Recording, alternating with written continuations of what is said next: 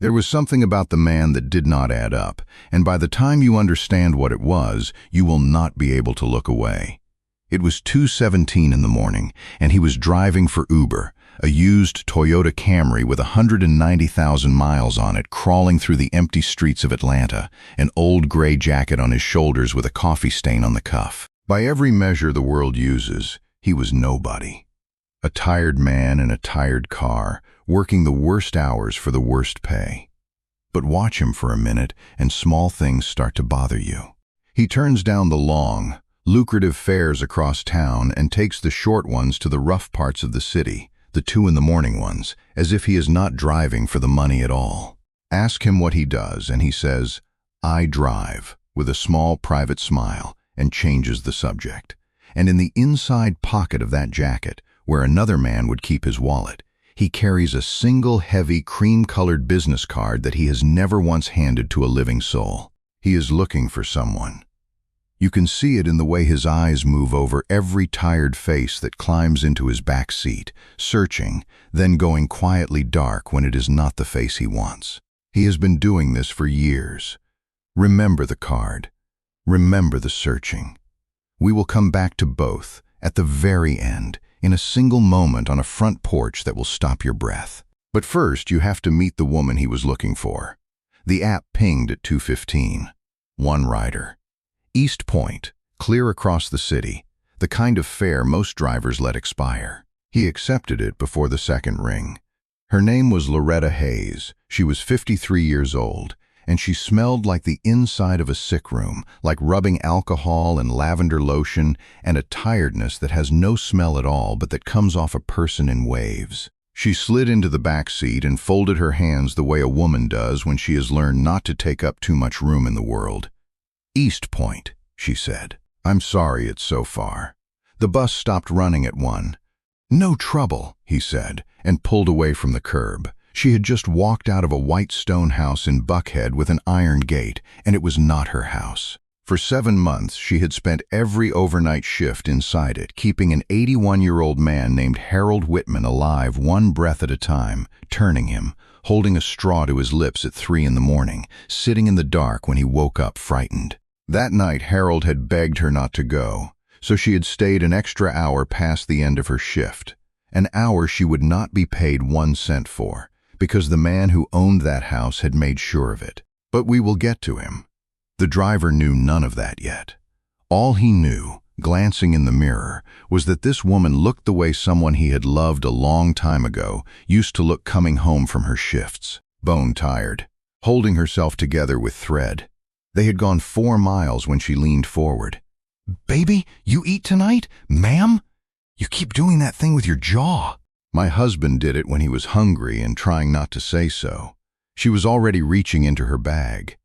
"I got half a turkey sandwich. They give us a dinner break I never take." "Go on." "Oh, no, I couldn't. You could and you will." She set it on the console, wrapped in a paper napkin. A grown man working all night on an empty stomach. "Take it." What Loretta Hayes did not have enough money in her account to do was buy that sandwich twice. And she was handing him half of the only food she had. Something turned over in his chest that he had not felt in a long time. "Thank you," he said, and meant it more than she could know. At her little house in East Point, the fare on the app came to $14.60. She counted out the bills and the change from a coin purse with a broken clasp, slow, the way you count when every dollar is a decision, and pressed it into his hand in cash, though she didn't have to. Then on top of it she laid a 5, a single, and the last quarters she had. "For the late hour," she said. "I know it's a long way back." It was almost everything she had. He could see the empty coin purse. And that was the moment the man in the gray jacket decided to find out everything there was to know about Loretta Hayes. Not out of pity, which is a small, cheap thing, but because he had spent years searching the dark for the answer to a question he could barely put into words, and tonight a tired stranger had answered it without knowing it had been asked. Here is the world she went home to. A small old house, clean in the way that takes work, smelling of pine sol and onions frying low because that was how her mother cooked. On the refrigerator, a crayon drawing a grandchild had made years ago, a sun with too many rays. Her blue work scrubs hung on the bathroom door, ironed the night before with a sharp military crease, because a woman with nothing else can still have that. And a sharp crease is a way of telling the world you have not given up. She had buried her husband Calvin 2 years before, after a long illness, and being sick in America follows you long after the funeral. When the last bill came in, Loretta owed $17,840 in medical debt, and she made $16.40 an hour. That is the arithmetic of drowning. She was $8,260 behind on the house, and the letters from the bank had stopped being polite. There was an auction date now, 19 days out. She kept that letter in the drawer with Calvin's reading glasses because she did not know what else to do with it. And there was a small thing that breaks your heart precisely because it is small. Loretta had high blood pressure, the kind her doctor said in plain words could drop her with a stroke. Her medication had a copay at the CVS on Cleveland Avenue, and that copay had gone up from $48 to $87. So she had started cutting her pills in half. A woman who spent every night keeping other people alive was quietly rationing her own life away. Because the difference between 48 and 87 was the difference between making it to the end of the month and not. That spine of hers came from somewhere.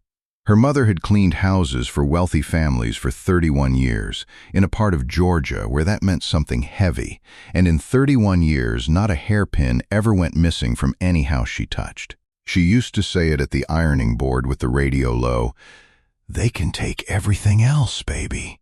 The job, the money, the roof. But character is the one thing no one can repossess." Loretta carried that the way other people carry a wallet. The strange thing was, she kept running into that driver. The streets at 5 in the morning belonged to a small and lonely club, and after her shifts, she would stop at the Waffle House on the highway, the one warm place open where a tired woman could sit and not be hurried out. More than once she looked up, and there he was, 2 stools down, nursing the worst coffee in Georgia. She noticed things, the way a caregiver does. He paid cash and left $10 on a $2 cup. Once she watched him quietly cover the tab of a young man counting change 2 booths over and slip out before anyone saw. It did not fit a man in an old gray jacket. She filed it away. She did not know he had begun arranging his nights around the shape of her week.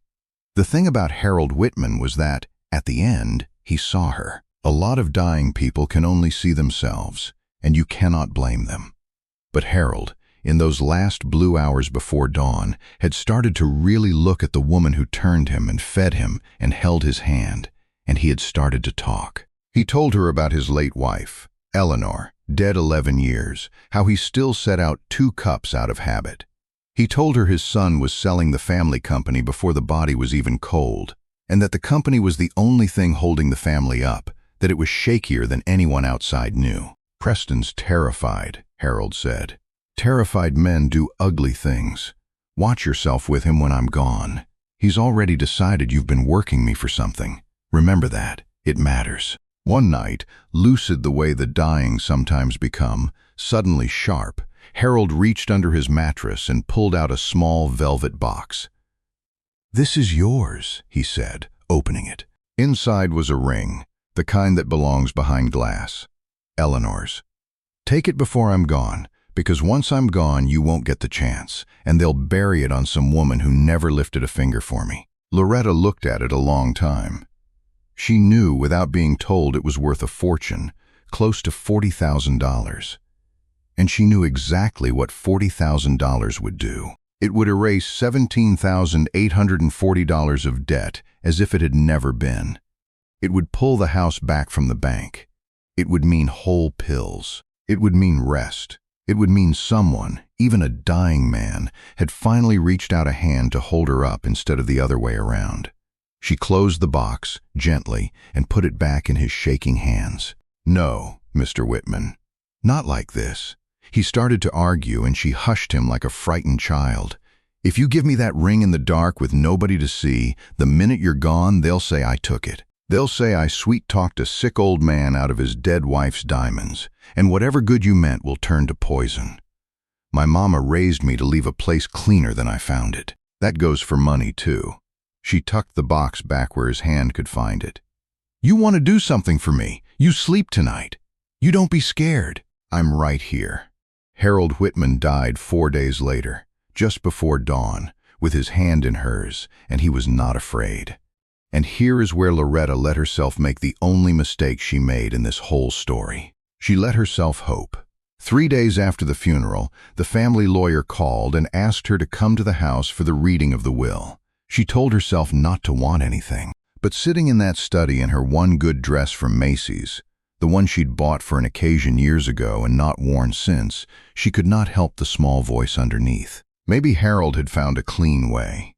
Maybe he had written something down, the right way, in the light, so that the thing he wanted to give her in the dark could happen without staining either of them. Maybe somewhere in those pages was a line that said the world had seen her after all. The lawyer read for 20 minutes. The house went to Preston. The accounts went to Preston. The company went to Preston. Eleanor's jewelry, the ring included, went into the estate, to Preston. Loretta's name was not read. Not once. There was no line. There was nothing. She kept her face still, the way she had kept it still through every hard thing in her life, and she stood to go. That was when Preston spoke. 47 years old, sharp suit, the look of a man who has not slept. "Before you leave," he laid 2 photographs on the desk, of an empty jewelry box and an empty drawer. "My father's sapphire pinky ring is missing, and a pair of cufflinks. You were alone in that room every night for 7 months. He let it sit. And I know what he wanted to do. The night nurse told me he tried to give you Eleanor's ring. So let's not pretend you weren't owed something in your own mind. I'm not calling the police today. I'm telling you that if I were you, I'd never set foot near this family again." There it is. The oldest, cruelest trick. And the terrible thing was that from where Preston sat, frightened and grieving and certain, it almost made sense.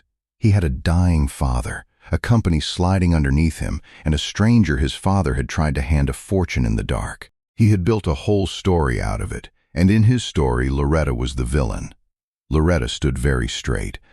"I never touched a thing in this house that wasn't mine. He tried to give me that ring, and I put it back under his mattress and told him no, because I knew this exact morning was coming. You can check. It's still there." She picked up her purse. "I'll pray for you, Mr. Whitman. Looks like you could use it." And she walked out, through the long hall, out the front door onto the porch, with no job, no reference, no ring, an auction date 19 days away, and the word she could not say, sitting in a drawer at home next to a dead man's reading glasses. She had given back a fortune in the dark to keep her name clean, and her name had been dragged through the mud anyway, and she had gained nothing for any of it. That is the moment most people break. Loretta just stood on the porch and breathed. And that was when a used Toyota Camry pulled up to the iron gate, and a man in a gray jacket got out. She had asked him to drive her that morning, because she had been too shaky to trust herself behind a wheel. And he had said yes, the way he said yes to everything, quietly. He had been waiting at the curb the whole time. Preston had followed her out to twist the knife one more time, the way frightened men do. He looked at the driver and his lip curled. "We didn't order a car. And whoever you are, this is private property. Who are you?" The driver. The man did not move toward his car. He walked up the drive instead, past Preston's black Mercedes parked across 2 spaces, and he stopped beside Loretta, and he looked at Preston with the calmest face anyone there had ever seen. "Remember the card. Remember the searching." He reached into the inside pocket of his coffee-stained coat and took out the single cream-colored business card he had carried for years and never handed to a soul, and he held it out. Preston took it. He read it. Now imagine the longest silence you have ever heard, the kind that has a thin, high ringing in it. Because the card said Denzel Washington, and Preston Whitman knew that name the way everyone in his world knew it. This was not some mysterious stranger. This was the man who had built the largest home care company in the American South from 2 aides and a phone, sold it, and now ran a foundation and sat on the state board that every assisted living and home care operator in Georgia answered to. This was the one man whose word, in the small world Preston was desperately trying to sell his company inside of, could open every door or quietly close all of them at once. The man Preston had just called the driver. The man he had told to go around back. The blood went out of his face like water out of a tub. Mr. Washington. I had no idea. No, Denzel said. You didn't. That's the whole trouble with you, son. You never once knew who was standing in front of you. He did not raise his voice. He never raised his voice. This woman kept your father alive and comfortable and unafraid for 7 months while you were busy selling what he bled for. He told me himself he wasn't afraid at the end. You didn't give him that. She did. And the ring is still under his mattress, exactly where she put it the night she told him no. Your lawyer can check before I finish this sentence. Preston's mouth opened and closed. I can't undo your father's will, and I wouldn't if I could, Denzel went on. And I'm not going to stand here and threaten you. I don't have to. I'm going to make 3 phone calls this afternoon. 1 to the 2 buyers circling your company, both of whom have asked my opinion of operators before and will again. 1 to a reporter I've known for 20 years who has been looking for a story about how this industry treats the people who do the actual caring. And 1 to the licensing board, because a man who accuses a caregiver of theft to avoid paying her last hour is a man worth a closer look. He paused and let it hang exactly the way Preston had let it hang in the study. I'd think very carefully before I accused anybody of anything ever again. He turned to Loretta, and every bit of steel went out of his face. Come on, I owe you the truth, and I'd rather tell it to you sitting down. He took her to a Red Lobster. Of all the places in the world that man could have taken anyone, he drove her to a Red Lobster off the highway, and he asked the hostess for a specific booth in the back corner. Loretta stopped when she saw it, because she knew that booth. It was the one where she and Calvin had sat on their last good anniversary, before the sickness, the cheddar biscuits, and Calvin laughing. She had mentioned it to the driver once, in passing, months ago, half asleep over coffee. He had remembered. That is what being seen by someone means. They keep the small things you didn't know you dropped. And over a basket of warm biscuits, the truth came out. He told her who he was, not the driver, the man behind the card. And when she whispered the only question that mattered, then why were you in that car at 2 in the morning? He told her about his mother. Ruth Washington had been a home health aide, the first caregiver he ever knew. She had spent her life walking into other people's houses to keep their dying comfortable and unafraid, and she had been treated as something less than a person for it. He had watched a wealthy family pay her less than the man who mowed their lawn, accuse her of stealing a brooch that turned up 2 weeks later in the lady's own coat pocket, and never apologize. He had watched her iron her uniform with a sharp crease and walk in with her head up anyway, every single day, for the privilege of being unseen.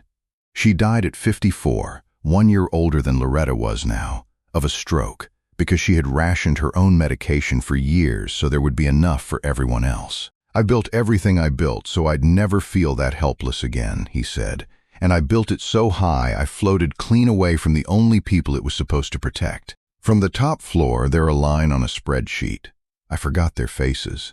So a few years ago, I started driving on weekend nights in the old car, looking for her in every tired face that got in. I couldn't explain it to anyone. And every night it wasn't her. Until 2:17 one morning, a woman who couldn't afford a sandwich twice gave me half of hers and asked for nothing. You're made the way she was made, Loretta. All the way down. She was crying quietly now, the way a person cries who hasn't let herself in a long time. I don't want your money, she said. I know. That's the whole reason I'm here. The people who deserve it never want it. He folded his hands. So I'm not going to insult you with a check and drive off. That's money dropped from a height. It bruises. I'm going to open a door, and you're going to walk through it on your own 2 feet, because you're the only one who can. What door? My mother's foundation runs a caregiver program, and it's run by people like the old me, people on the top floor who've forgotten what a 3A M shift feels like in the body. I need someone who remembers. I want you to come run it. $58,000 to start, full benefits. You'll never cut a pill in half again. But understand me, I'm not handing it to you. You'll have to learn it, build it, fight for it, prove it. I think you'll be better at it than anyone I could hire, but you'll have to show me I'm right. And the house? Her voice was very small. The auction's in 19 days.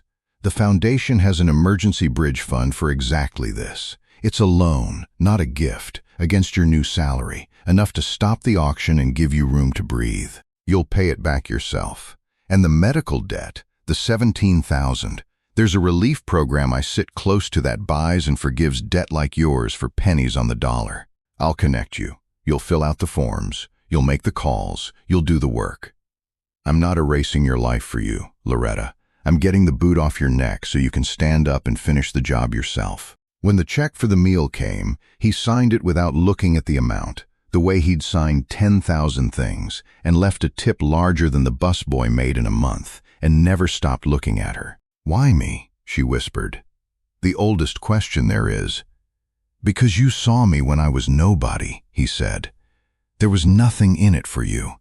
That's the only kind of kindness that's real." Loretta Hayes took the door, and then she did the hard part, which was walk through it. It was not a fairy tale, and it did not happen all at once. She stopped the auction with the bridge loan and then spent a year paying it back a piece at a time. She filled out the relief program forms 3 times before they went through, and one slow Tuesday a letter came saying the $17,840 had been forgiven, and she sat at her kitchen table and shook. She learned the foundation job the way she had learned everything, by outworking the room. The aides trusted her because she had been them. She knew which families to watch. She knew what a fair wage felt like in the body and not on a spreadsheet. And she fought for it, line by line, in meetings full of people who had never turned a patient in their lives. Within a year, the caregiver program she ran had become the thing the whole industry quietly copied, and the title on her door said Director, and she had earned every letter of it. She kept the house in East Point. She could have moved by then, but it smelled of pine sol and onions and Calvin, and the crayon sun still hung on the refrigerator, and some things you do not trade up. She took whole pills now. The woman at the CVS on Cleveland Avenue slid the bag across without a word the first time and just held her eyes a beat, and Loretta nodded, and neither of them said anything, because some things don't need saying. On her first morning in the new office, there was a box on her desk. Inside was a framed photograph of a woman she had never met, a black woman in a home health aide's uniform, standing very straight, head up. Ruth Washington. And beneath it, wrapped in tissue, an old dented metal lunch tin, the kind a worker carries. A note in a careful hand. "This was my mother's. She fed people her whole life, and the world never once fed her back. You fed a stranger before you knew his name. Carry it. Denzel." Loretta used that tin every day after that. As for Preston Whitman, the deal went cold. The story ran. The board took its closer look, and his clean exit never came. But that is his story, and it is a small one, and we will leave him to it. And Denzel still drives, on weekend nights, in the old gray jacket, looking for the next one. Because there is always a next one, somewhere out in the dark at 2 in the morning, holding half a sandwich, asking for nothing. A year on, Loretta was training a new class of caregivers, women starting the work she had given her life to. One of them, 23 years old and earnest, stayed after to ask the question they all eventually ask. "Miss Loretta, how do you know? Who really deserves the kindness and who's just working you?" Loretta smiled. She reached into the old dented metal tin on her desk and took out half a sandwich wrapped in a paper napkin and held it out to the young woman. "You don't," she said. And she went back to work. If this story reminded you that healing is quiet and that being seen can save a life, share it with someone who is carrying something heavy today. Every person you pass may be slowly finding their way back, one small task at a time. And sometimes the kindest people are the ones who notice us long before we notice them, ask for nothing, and change everything. Like this video, subscribe to our channel, and turn on notifications, because the next story might be the one someone needs to hear. We'll see you then. A quick and honest note before you go. This story is a work of fiction. Loretta, Harold, Preston, and every name and event in it came out of the imagination and nowhere else. Any resemblance to real people, living or gone, is purely coincidental, and that very much includes the character we call Denzel Washington, who is an invented figure in an invented story and is not meant to depict, and does not depict, any real person who happens to share that name.